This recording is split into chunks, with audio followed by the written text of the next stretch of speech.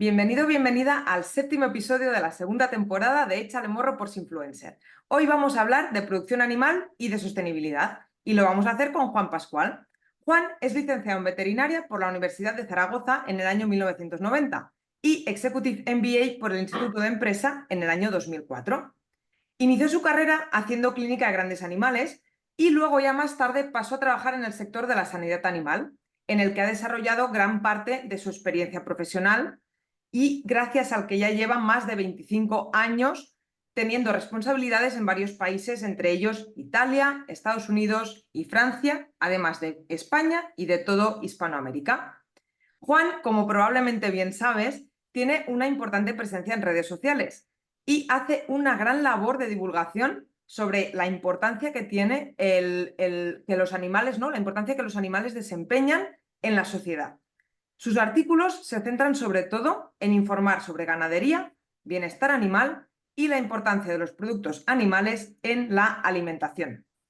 Además de publicar en diversos medios de comunicación, es el autor del libro Razones para ser omnívoro, por tu salud y la del planeta, un manual para contraargumentar frente a quienes se oponen a la ganadería y un libro que si no te has leído te recomiendo que cuando acabes de escucharnos o de vernos si nos estás viendo por YouTube, vayas a comprarlo inmediatamente porque allí vas a tener un montón de argumentos para poder darle la vuelta a cualquier crítica que te llegue sobre el sector. Además, Juan está casado y tiene 4 hijos. Muchísimas gracias, Juan. De verdad, es un placer tenerte aquí y un honor para mí que puedas acompañarnos en este espacio.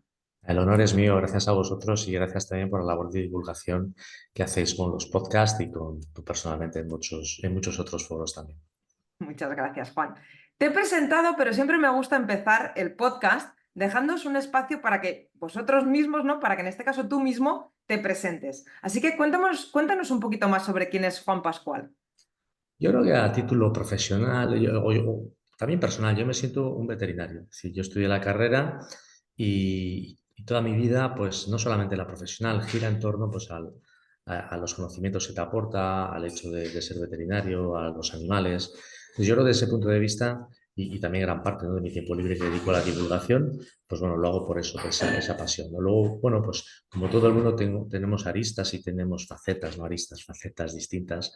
Y pues también está evidentemente la de padre, la de esposo, la de ciudadano, la de directivo de una empresa. Bueno, pues todo eso tiene un componente que al final te completa, ¿no? Pero yo diría, lo pondría por delante la de veterinario. Y entre todas estas facetas tuyas hay otra que ha salido, ¿no?, a la luz pública con tu libro. Es una faceta que realmente a mí me parece súper, súper interesante. Cuéntanos un poquito cómo surgió esta parte de escritor, ¿no? ¿Cómo llegaste a escribir este libro? Bueno, quizás parte por la faceta del lector, ¿no? Al final, cuando lees mucho, te gusta la lectura, pues quizá el paso normal siguiente es ese, ¿no? Pero sobre todo el decidirme a escribir este libro fue por toda la cantidad de titulares y de informaciones tergiversadas, de desinformaciones, muchas, la mayoría hechas a propósito, para desacreditar, desprestigiar, denigrar un sector que es fundamental y para traer luz, ¿no? Porque la mayoría no está en esa deriva. La mayoría de la gente le gusta la comida de productos animales, le gusta la ganadería, siente simpatía por ella. Millones tienen perros y gatos que también comen carne y comen pescado, por lo tanto tienen primer interés en que esto sea visto de una manera normal, ¿no? Pero sí que hay una minoría muy potente que ha alcanzado mucha visibilidad en medios y yo quería dar otra versión, la otra versión, una versión creo que más documentada, más alejada de lo que son apriorismos y prejuicios y muy documentada, ¿no? Eso fue lo que me empujó. Qué bueno. Y de nuevo darte las gracias porque es un gran manual para todos los que estamos divulgando y sobre todo para toda esa gente que está a favor de la producción y que lo entiende como algo normal, ¿no? Pero que se encuentra que en cualquier conversación recibe mensajes como muy negativos, ¿no? O incluso críticas. Y yo siempre que me encuentro en esos entornos, una de las preguntas que me suele hacer más gente es, ¿por qué parte de la sociedad ha llegado al extremo de demonizar la producción de ciertos alimentos o la experimentación animal o incluso lo que tú comentas, ¿no?, en el libro también, la tenencia de animales domésticos? ¿Por qué Mm. se ha llegado a ese extremo? Se ha llegado porque hay de facto una separación, una fosa enorme entre lo que es el campo y la ciudad, ¿no? Es decir, la sociedad moderna o de los países más desarrollados es una sociedad eminentemente urbana. Piensa que en España, afiliados a la seguridad social en lo que es campo, sea ganadería, agricultura, etcétera, hay 750.000 personas de una población de prácticamente 50 millones, ¿no? Entonces es un porcentaje ínfimo de lo que es la sociedad en cuanto a cuantitativamente, ¿no? Evidentemente. Y ahí no se, es decir, y la gente que antaño, pues yo en el pueblo hago la matanza, o todavía mi abuela tiene gallinas, pues todo eso se está perdiendo. Y entonces, bueno, pues empieza a llegar otros mensajes donde los animales se crea un relato en el que sufren siempre en todas las granjas, porque tenerles encerrados es una maldad, porque lo que es bueno es que todos los animales estuvieran como pueden estar las mascotas, e incluso algunos llegan más a decir que las mascotas tampoco deberíamos tenerlas. Hay algún blog por ahí de los más extremistas que incluso dicen que los perros guía es una forma de esclavitud, ¿no? Entonces, por haber ahí de todo, bueno, pues esos mensajes poco a poco han ido calando una parte de la sociedad, se han ido haciendo mensajes cool, mensajes como que si no estás un poquito en esa onda, estás fuera. Y la clase política en general, y aquí no voy a hacer distinción de colores porque podría poner ejemplos de todos los colores, mirando a varios países de Europa, pues bueno, presta oídos porque es un mensaje simpático que puede parecer agradable, aunque luego tiene una carga de fondo tremendamente negativa, muy, muy potente, ¿no? Que es de lo que se trata, por eso creo que es sumamente peligroso. Pero esa sería la razón, un poco la demografía y la falta de conocimiento de lo que es el mundo del agro. Y una razón muy potente, ¿no? Para mí ese alejamiento es fundamental, ¿no? El Sí, desconocimiento hace que muchas veces no seas capaz, y la falta de tiempo para informarte, que no seas capaz de discernir, ¿no? Y que vayas al titular rápido y al titular que da como exacto, un poco más de miedo también, ¿no? exacto, exacto. Hay otra ¿Cuántos cosa. titulares hemos visto, ¿no? De que las vacas están acabando con el planeta o de que las macrogranjas, ¿no? Cuando es una, nadie sabe muy bien lo que es una macrogranja, pero es una palabra que ha hecho fortuna, ¿no? En lo que es en este tipo de medios. Sí, sí, a nivel negativo totalmente, ¿no? Todo lo que es Exacto, como macro suena mal, ¿no? Y parece exacto, que... exacto. Sí, sí. Yo cuando me llegan también este tipo de comentarios o me pongo a plantear qué es lo que está pasando con este tema, y de ahí nació un poco mi proyecto, ¿no? También pienso y miro hacia adentro, ¿no? Hacia el sector, hacia lo que hemos hecho hasta ahora como sector para comunicar, para abrirnos, para compartir. ¿Qué opinas de lo que está haciendo el sector? ¿Crees que en parte, no me gusta nada la palabra, ¿eh? Pero crees que en parte somos culpables? No sé, no he encontrado un sinónimo o otra palabra para definirlo, de este desconocimiento. Yo creo que sí, yo creo que hay una parte importante, quizá por omisión. Durante mucho tiempo el sector no ha querido, una parte del sector, tampoco todo el mundo ha tenido la misma actitud, ¿no? Pero sí que una parte importante decía, no, no, yo esto cuanto menos hable mejor, quiero estar un poco bajo el radar, ¿no? Entonces hemos dado, claro, cuando hay un vacío, pues la gente lo llena con, que, pues con el primero que viene y lo llena, ¿no? Y ese mensaje contrario ha llegado, ha hecho fortuna, quizá por omisión, ¿no? Eso por una parte. Y luego creo que el sector, hombre, el sector sí que es activo y lo hace bien, yo creo, como interlocutor de la administración, etcétera, ¿no? Pero al final a quien hay que convencer, o a la administración, ¿quién le va a convencer? La administración le va a convencer la opinión pública y no la opinión, y no al contrario, no la clase política a la opinión pública. Entonces, yo creo que tenemos que hacer un esfuerzo mayor en convencer a la opinión pública, en ir a las escuelas, en ir a las universidades. A ver, estamos perdiendo la batalla en las propias facultades de veterinaria. Entonces, si en casa tenemos el problema, pues va a ser difícil que fuera no lo tengamos, ¿no? Entonces, yo creo que hay que prestar mucha más atención en, y como todo, hace falta medios. Yo entiendo que yo no soy comunicador, tú conoces mucho mejor este mundo que yo, pero bueno, al final hace falta recursos pero desde luego yo creo que es una batalla que estamos perdiendo, lamentablemente. Sí, al final, lo que tú dices, ¿no? Nuestro sector, cada vez por suerte hay más gente y más empresas que están trabajando porque se han dado cuenta, ¿no? De esa diferencia que hay entre un lado y el otro, ¿no? De este desequilibrio. Y me gustaría que nos compartas un poco desde tu experiencia, desde lo que tú has vivido estos años como veterinario, ¿no? Y desde que has sacado el libro, ¿qué y cómo crees que se debería comunicar desde el sector para llegar a la sociedad y mejorar esa imagen? Mira, yo creo que hay que utilizar mucho las redes sociales. Hay que pensar que y voy a poner un ejemplo político, pero no quiero hablar de política, ¿no? Pero es un ejemplo que desde el punto de vista de la potencia de las redes sociales bien utilizadas, ¿no? Todos sabemos este partido, ¿no? No recuerdo cómo se llama, un partido muy minoritario, por primera vez ha obtenido 3 escaños, creo 2 o 3 escaños en el Parlamento Europeo, Alvise, ¿no? Bueno, es un partido que no tenía ninguna visibilidad, por lo menos para mí. Yo me enteré pocos días antes de las elecciones de que existía, ¿no? Y porque me lo comentó una persona, un familiar joven.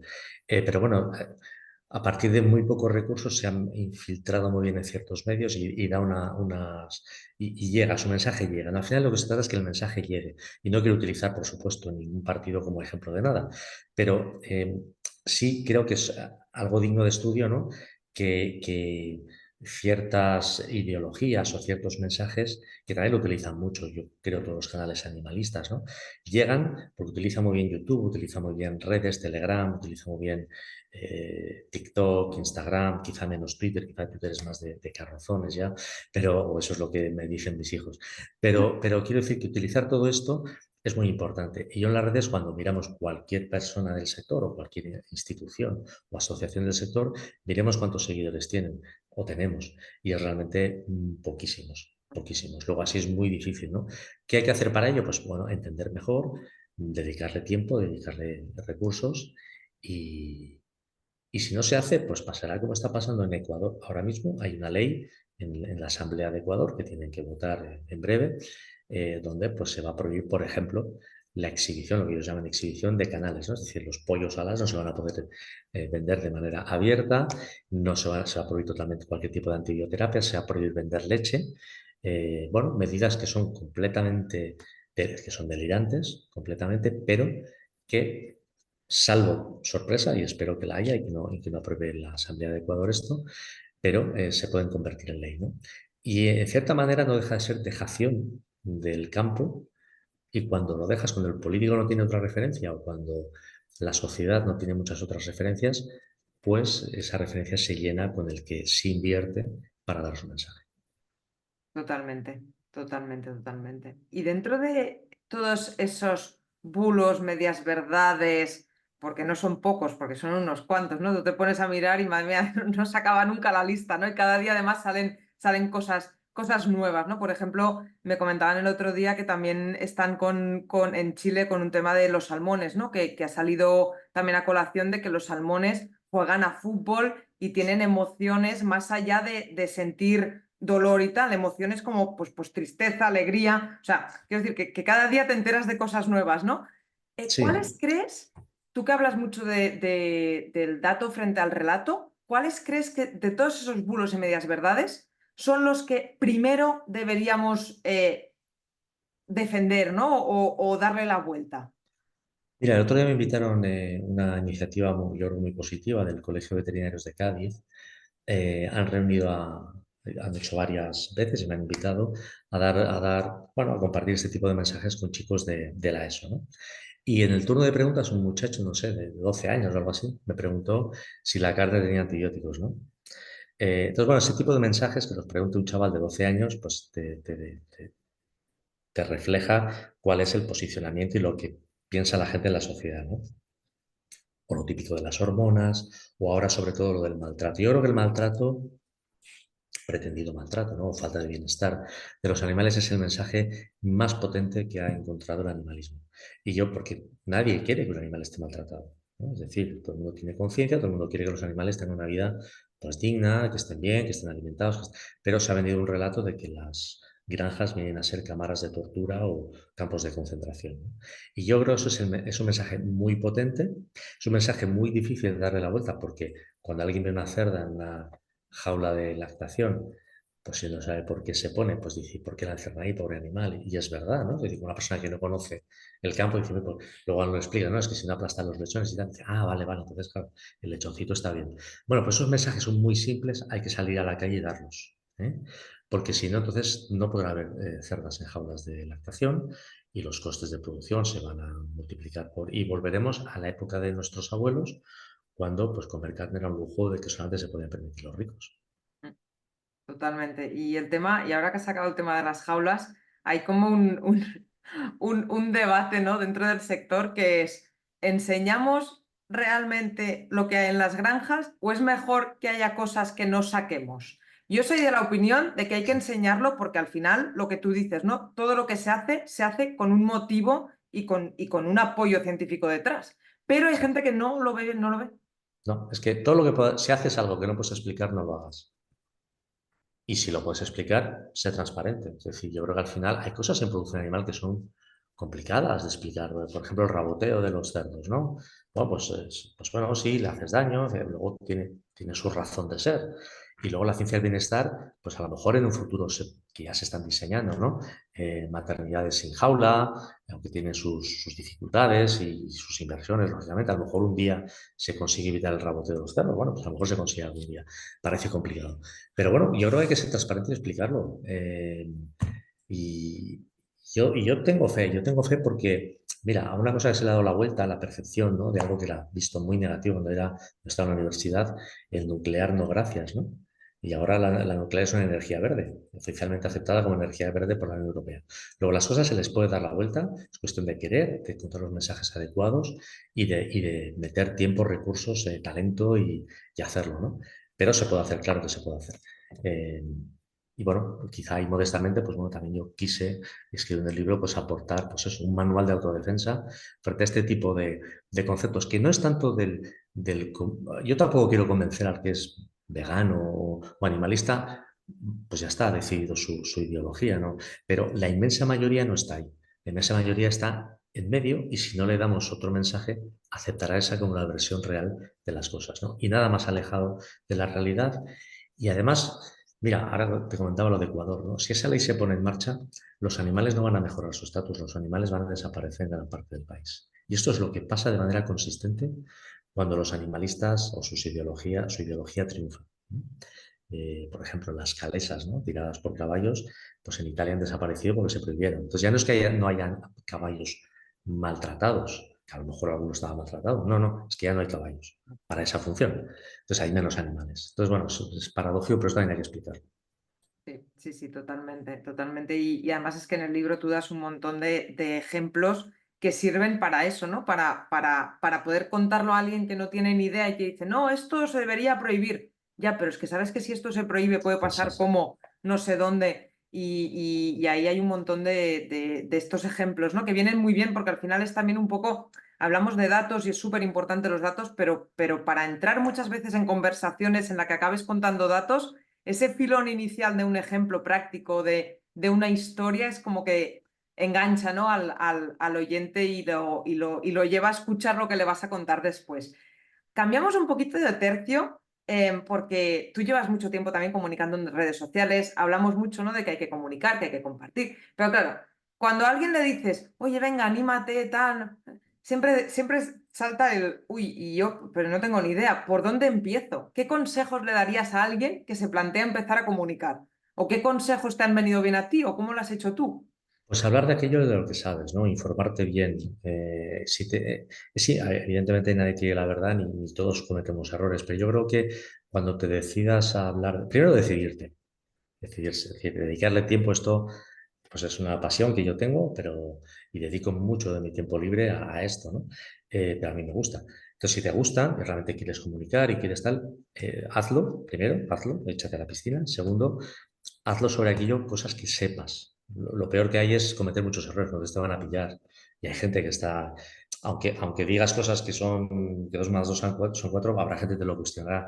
No enfadarse, tampoco, yo ese error lo he cometido algunas veces. Te lías en discusiones y pero si ya está convencido de cualquier cosa, pues déjalo estar, ¿no? O sea, no pierdas tiempo ni, eh, y luego, bueno, la verdad es que es gratificante también porque, pues bueno, mucha gente te sigue, mucha gente te pregunta porque tienen ánimo de aprender, mucha gente pues te dice, oye, pues esto me ha servido para algún tema privado, ¿no? Incluso, pues me acuerdo de una señora que me hablaba de un hijo suyo que estaba con dietas de este tipo y parece ser, pues lo que yo le conté le ayudó por lo menos a tener una conversación.